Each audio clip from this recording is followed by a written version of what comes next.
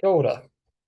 No ingarangi no Kent, no aku tūpuna, ki te taha o taku papa, ko Ron rokau Irene aku kaumatua, ki te taha o taku mama, ko Ron rokau Carmen aku kaumatua, ko Gary Franks rokau Nicola Franks aku matua, ko Todd Henry Franks toku ingoa, I tipu ake au ke outautahi.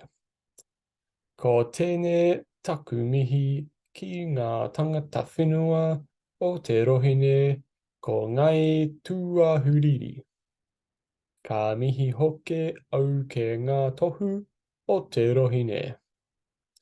Nō reira, tēnā koutou, tēnā koutou, tēnā koutou katoa. All right, let me share the screen.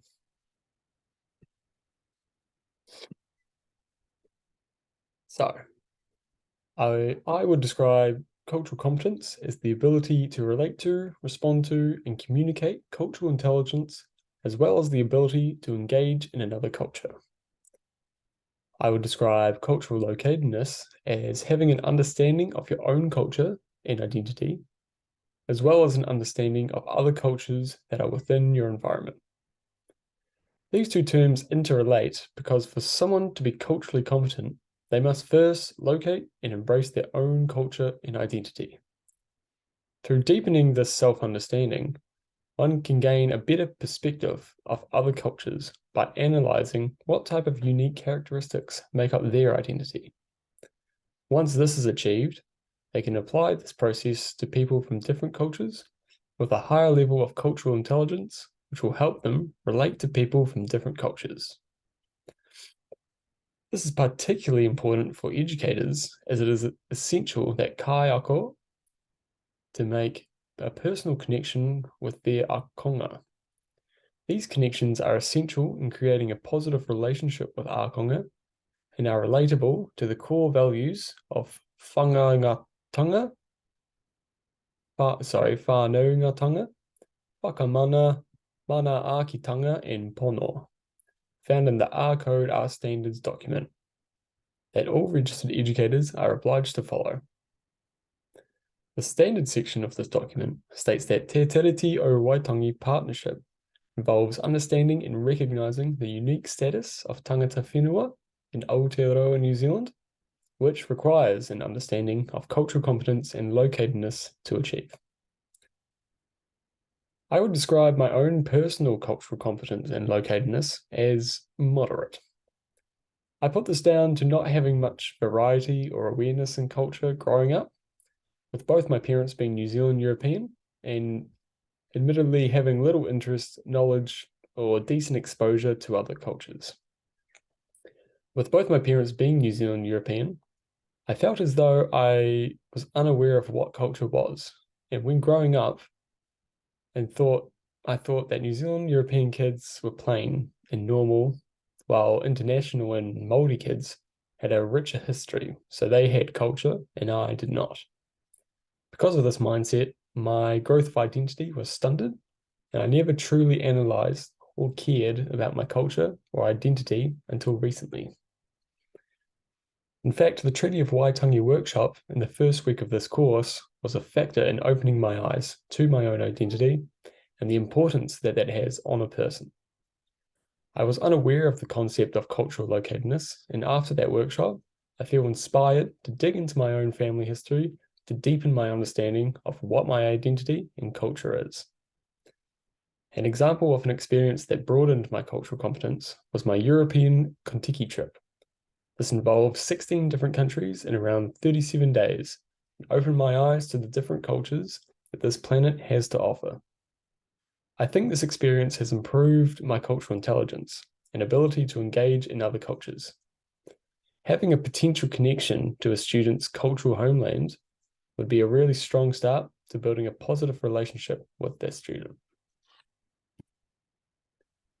The majority of material learnt at the treaty workshop extended my knowledge. Some material was confirmed, which included the basics that was taught in primary New Zealand schools. But some specific examples that extended my knowledge was that New Zealand had a Declaration of Independence, some details about the battles that were fought in the musket wars, such as the Battle of Matakitake in Waikato, and that the treaty itself had mistranslations between the English and Te Reo versions, such as the word sovereignty being used in the English text and being replaced with government in the Te Reo version, in the first section of the Te Tiriti o Waitangi. Learning this information improved my understanding, which in turn changed my attitude towards the treaty.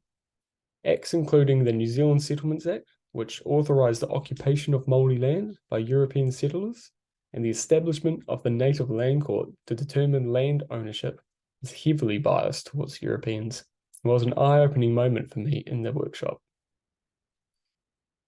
My first practical step towards broadening my understanding of the Māori culture will be to extend my knowledge of Te Reo Māori and use it more frequently in everyday situations.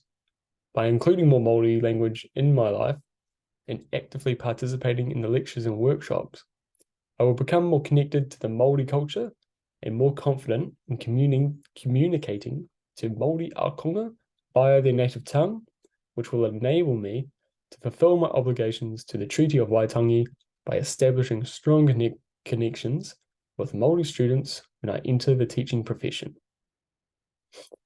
My second step will involve learning more waiatas or other songs with Te Reo language to increase my repertoire when I become a music teacher. This will benefit me in many ways, such as reinforcing my pronunciation and understanding of the Te Reo language, and by spending extra time on the lyrics, I will gain a greater appreciation and understanding of what story is being told through these words, which will give me more exposure to the Māori culture and beliefs, particularly in the waiatas. At this current point, I believe I have plenty of room to grow in each area of the cultural competencies found in Tā Tai Ako. The first competency I will focus on will be whānau ngā tonga, as its importance has been stressed at the beginning of the course, so I would like to start improving this as soon as possible. Key behavioural indicators I will look to focus on is having the tools and strategies to develop successful relationships with Māori learners, whānau, iwi, hapu, and communities. I believe I need to address this because of my lack of cultural intelligence, and this may hinder my ability to form these strong connections with Māori Akonga. Some strategies I plan on using to improve these areas have been mentioned above, such as improving my te reo communication, extending my knowledge of Māori culture, and deepening my understanding of my own cultural locatedness.